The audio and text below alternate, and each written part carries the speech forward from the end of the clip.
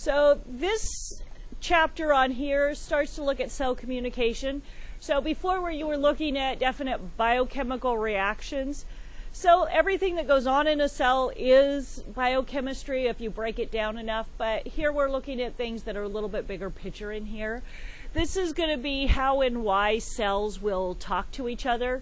So they are not completely independent in the body. They have to interact with other cells. So it's kind of like you are not completely independent. You do interact with other humans in society. Whether you like them or not, it doesn't matter. You still have to interact with them. And the cells have to do the same thing.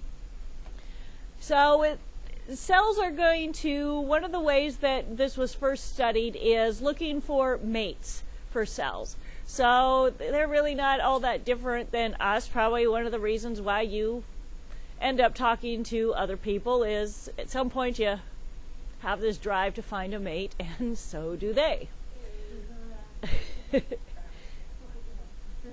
It's not so fun to watch a cell. So what is going to happen is you've got these cells that they're going to identify their mates and they're going to become transduced. So the cell surface will change to bring about the cellular response of mating.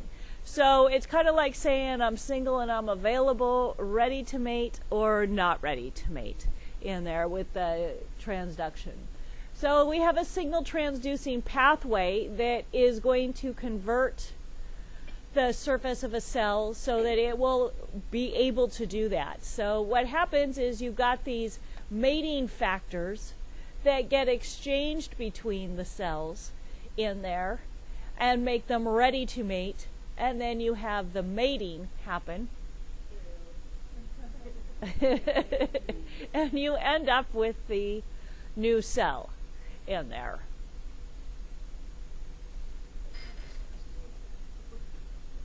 Yeah, this is the 2B in there. Yeah, I'll show you where it is.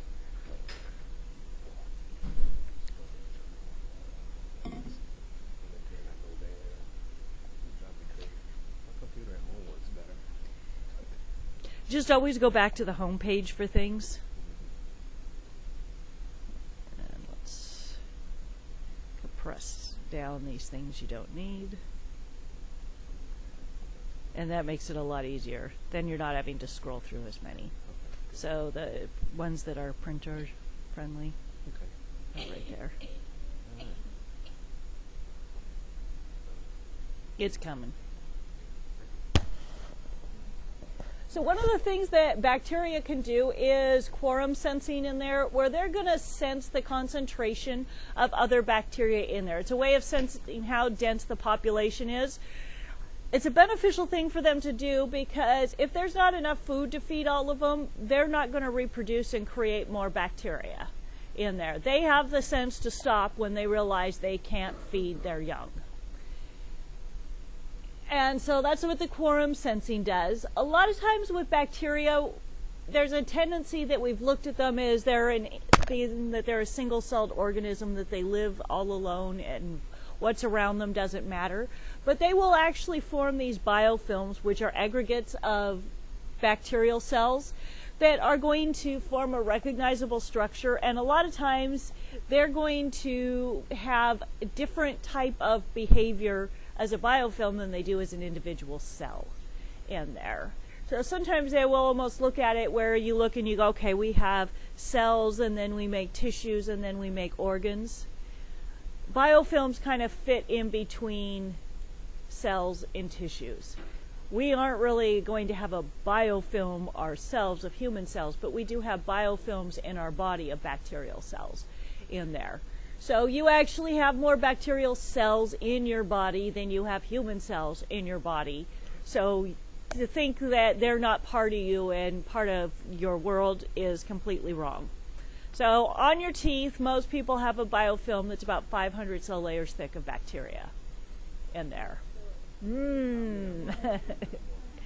Even when you brush your teeth, one of the labs we do in microbiology, they brush their teeth or do a toothpaste mouthwash thing, and I'm like, okay, so how clean do you think you get it? And they look and they're like, oh my God, it's even worse now that I did this.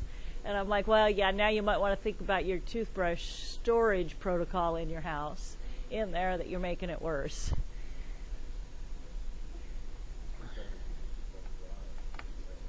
Yeah.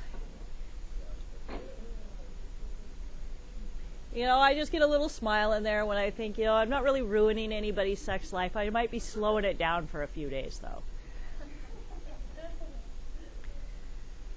So when cells are going to talk to each other, sometimes they're going to do it locally, talking to their neighbors. Sometimes they're going to have to do it over a longer distance. So maybe it wants to send a message from a cell in your brain to a cell somewhere else in your body, and it can do that. So a couple of examples of local ones, these gap junctions. You have this in your heart cells in there that allows them to communicate with each other. In plant cells, they get plasmodesmata in there. And then you also use these cell junctions to recognize neighboring cells in there. So your local regulators are going to influence cells that are in the local vicinity. So in animal cells, one of the things you'll have is growth factors in there that are going to stimulate cells close by to grow. You can have paracrine signaling where numerous cells are going to respond to a molecule of growth factor, but it's produced by just a single cell in there. So it's kind of like one cell directing multiple cells to grow, where the individual growth factors, you can have multiple cells sending out the growth factor to multiple cells versus one cell sending it to multiple cells. Another type of local signaling in there is synaptic signaling. This is what goes on in the nervous system. So this is when a nerve cell sends the message to the next nerve cell in there. It's going to do that through a chemical messenger and neurotransmitter. If you're going to have a nerve cell send a message to a muscle, it's going to use synaptic signaling to do that as well. So some ways that we're going to talk to things over a longer distance in there, endocrine signaling is a big one. Endocrine system is your hormones, and a hormone is a substance that's made in one part of the body and acts on another.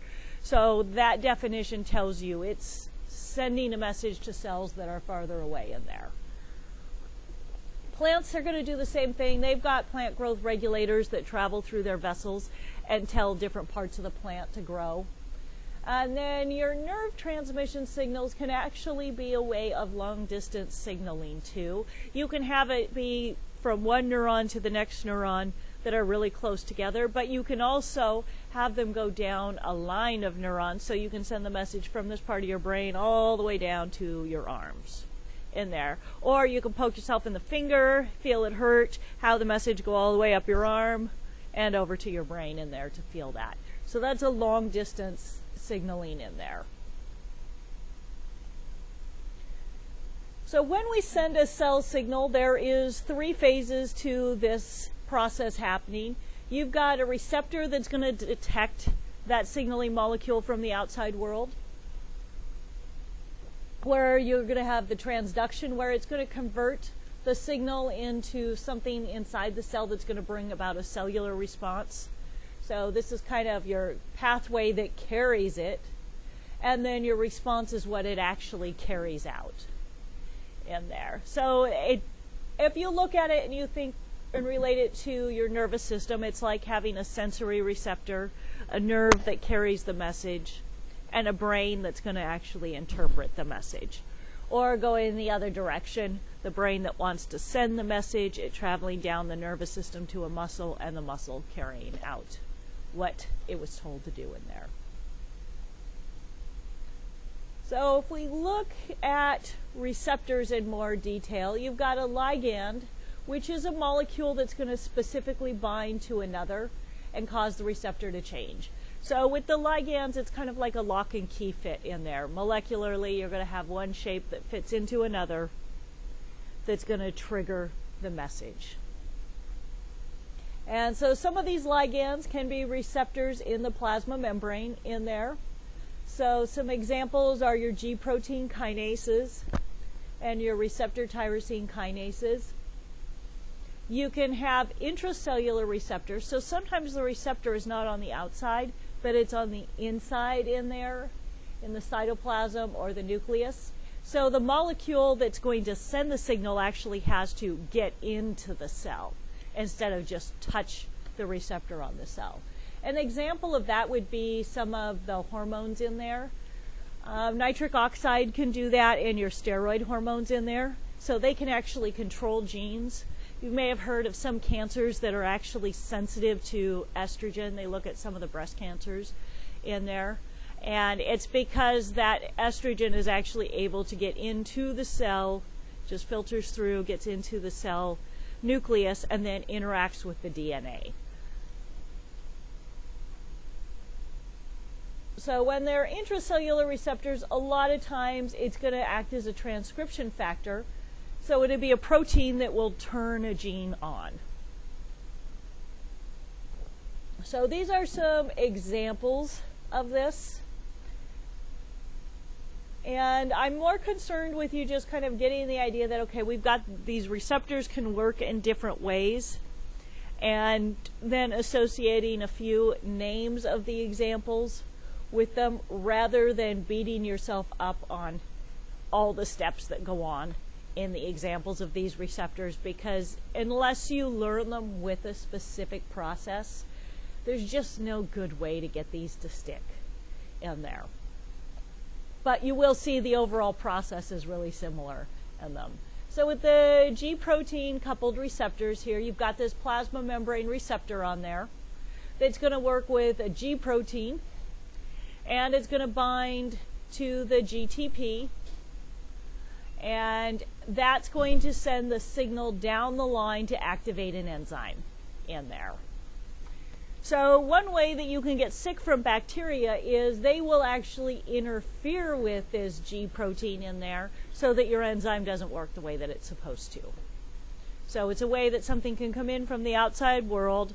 It kind of has a domino-like effect in there where it's going to touch the receptor, you're going to have another molecule move in, become active, and then that will move over and activate an enzyme in there. So it's got all of this listed out on here. Don't worry about that because you're going to see that process is real similar for other ones. Just know that a G protein receptor is one example in there. Another type that you can have on the membrane is the receptor tyrosine kinases in there. And what happens is you're going to attach phosphates to the tyrosine in here.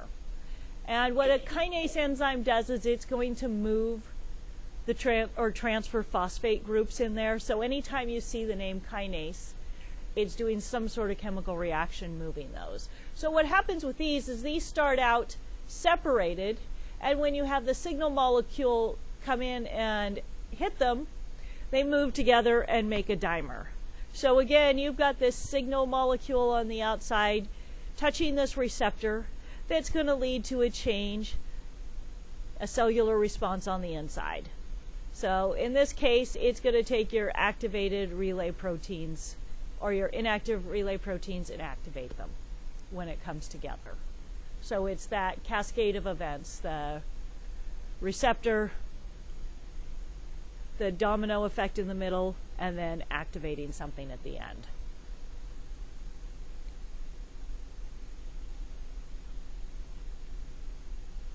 So another way that this can work with your receptor in here is these ligand-gated ion channels in here. And with this one, you have a signal molecule that's going to come in and it's going to touch this gate. When it does, the gate changes shape. It's going to allow the molecules to come in. Those are going to trigger the cellular response. When this molecule goes away, the gate closes. So one way this can work is you can have these voltage-gated ion channels. These will be controlled by electrical signals instead in the nervous system. So one of the most well-studied ones is a sodium-potassium channel in there that's going to pump sodium one direction, potassium the other, and it creates a gradient in there where they're separated across. And in one position, the gates are closed, pumping things this direction. when you have the message come along that you want to have a muscle contract or a nerve impulse travel, it opens up the gate and the sodium runs back against the gradient in there. So those are some examples of the receptors in there. Some intracellular examples. Your steroid hormones are probably going to be the most common example of these that we know. So you have the hormone testosterone. Steroid hormones are able to cross the cell membrane to get into cells. So they're going to have their effects in lots of different places. So if you were to inject testosterone into your body, and we'll just say you're a female because the effects will be more visible on you, you may inject it into your arm thinking you're going to get nice big arm muscles, but it's going to diffuse throughout your body. It's going to go into your skin cells to make those a little bit thicker in there. It's going to trigger a little bit of hair growth on your skin, the Adam's apple, all those other fun things that most women really don't want to have happen to their body because of the testosterone coming in. So the testosterone is able to diffuse into the cells. It gets into the cell membrane, in through the nucleus in there, and it's going to actually interact with the DNA. So it will change transcription in there, what protein you're going to make.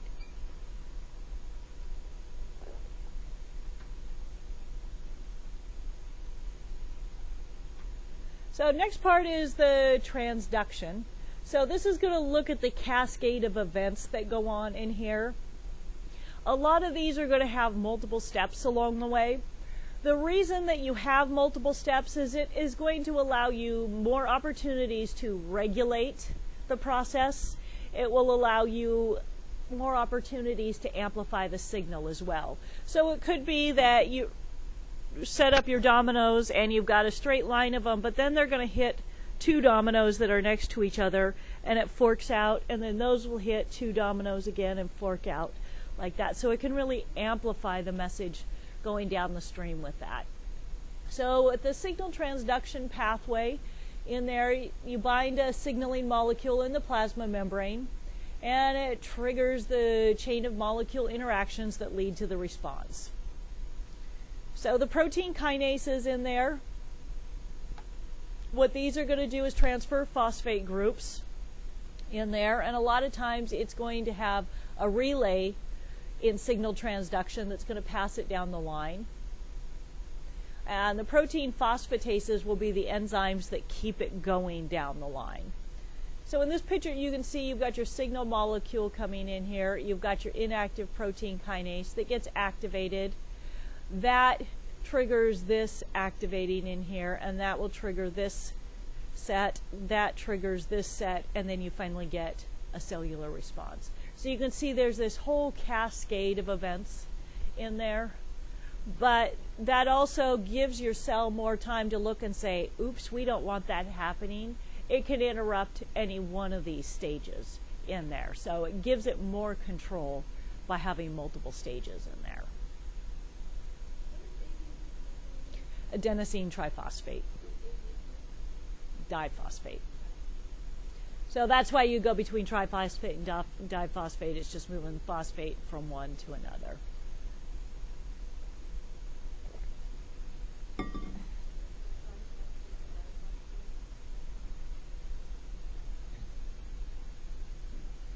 So in here, again with this one, don't worry about knowing all the names of these individual steps. It's a cascade of events, moving phosphates in there. As you when you start to learn how this applies to a specific reaction, it makes more sense to remember it that way rather than just looking at all of these processes in here. I don't particularly like this chapter because of that. I think that a lot of the stuff in here, the way it's laid out, it's impossible to remember it. So we can have small molecules and ions act as second messengers in there. So a second messenger is a small non-protein water soluble molecule or ion that's in the signaling pathway. So the second messenger is going to be the basically the second domino in the line that you go down.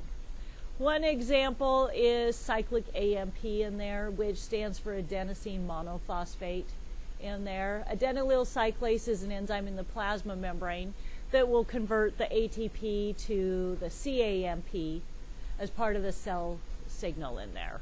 So ATP can be involved with cell signaling because it can go from being ATP to CAMP in there. And when you do that, that's going to involve more energy in the process. So again, you can see here that you've got your first messenger in here, your cascade of events triggering the cellular response. So one of the things that can trigger this is epinephrine can trigger this type of response. So that's how we know this one existed from studying it with epinephrine in there.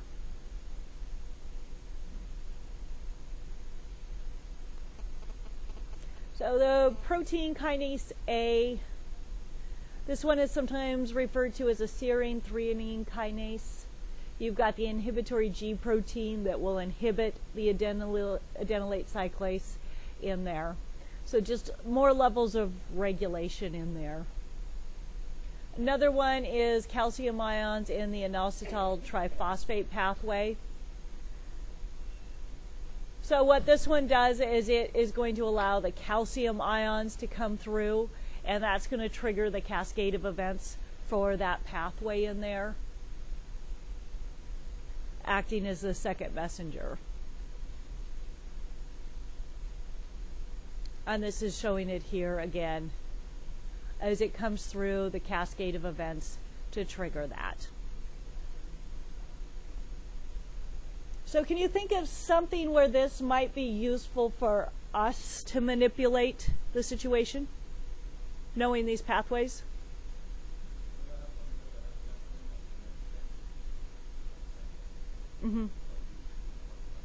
Yeah, so that's how the epinephrine gets the signal into the cell. So if you wanted to make a drug that blocked a certain type of reaction in there, what they do with allergies is a lot of times they're just blocking the histamine reaction in there.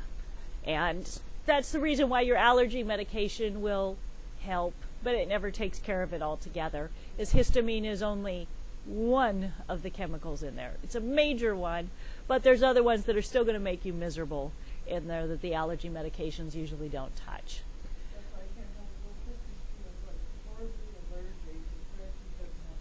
It's okay, it's just a bunch of pine needles to vacuum up anyway. So a lot of drugs will work on interfering with one of these pathways. So that's where the biochemical part of these pathways is important to look at. So if you have 5 or 6 different processes in the body that are all going to use a similar type of pathway to communicate, and you're only looking to block one of them with the drug, what does that mean if it affects 4 or 5 other pathways? Side effects in there. So that's where this information can be useful at looking at in there.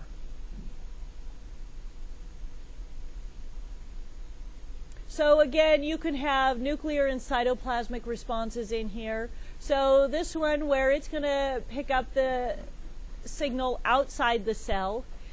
The whole cascade of events of moving these phosphates around in here gets you all the way into the nucleus to regulate the DNA. So in this transduction pathway here, what this does is you can control the concentration or the number of these in here. So that allows you to either amplify or suppress or somehow regulate that response.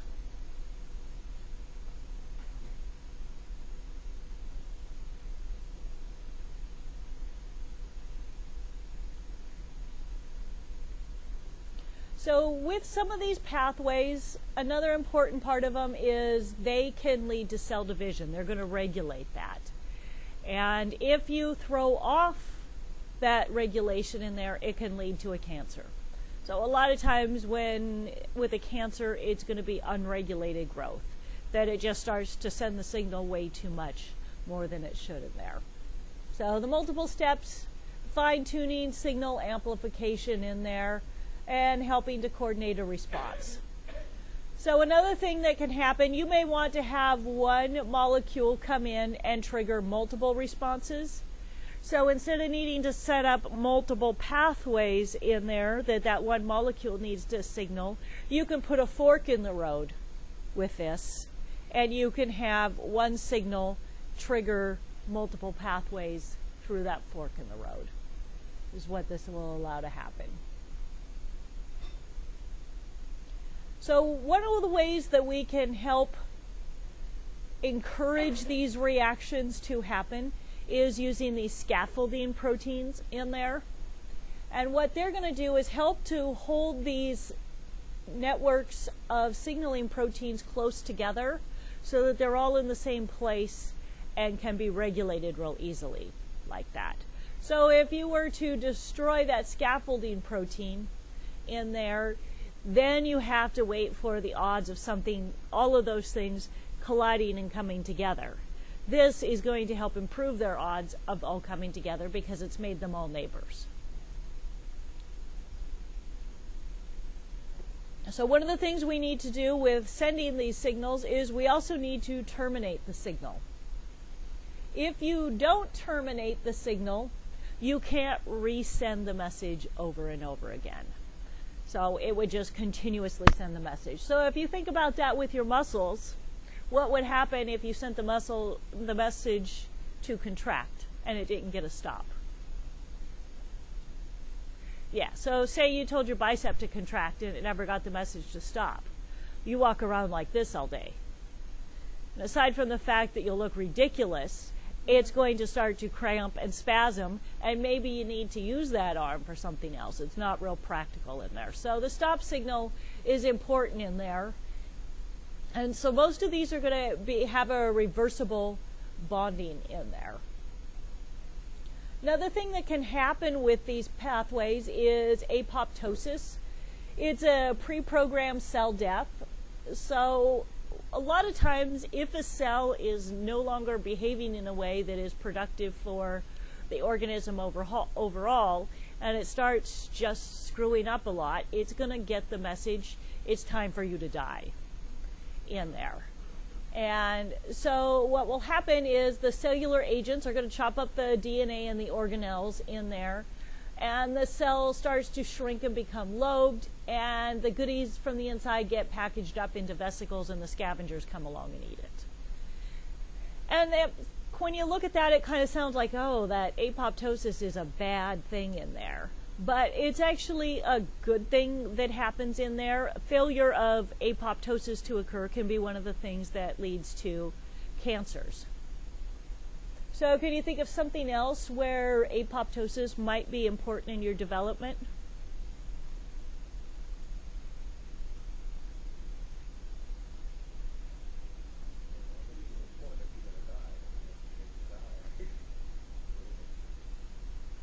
So we'll look at my brother-in-law and his feet. Not all of the toes are separate. There was failure of some apoptosis in there. So apoptosis is part of what allows you to get separate digits in your hands and feet.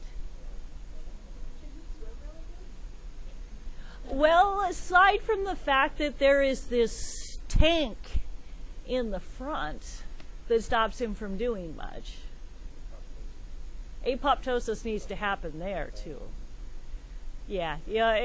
Basically what has happened with his toes is, I mean, he's got all the bones in there, but the skin just grew up here, so they're short. And some of them are just really short. It doesn't look cool. It looks like a hobbit.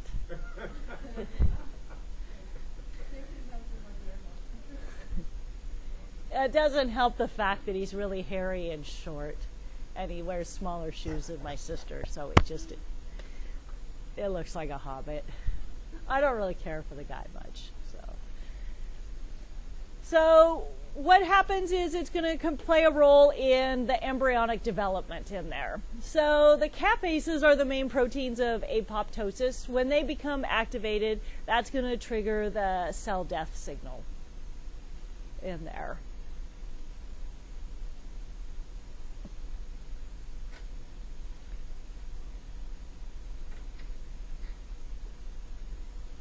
So that is the important stuff out of this chapter.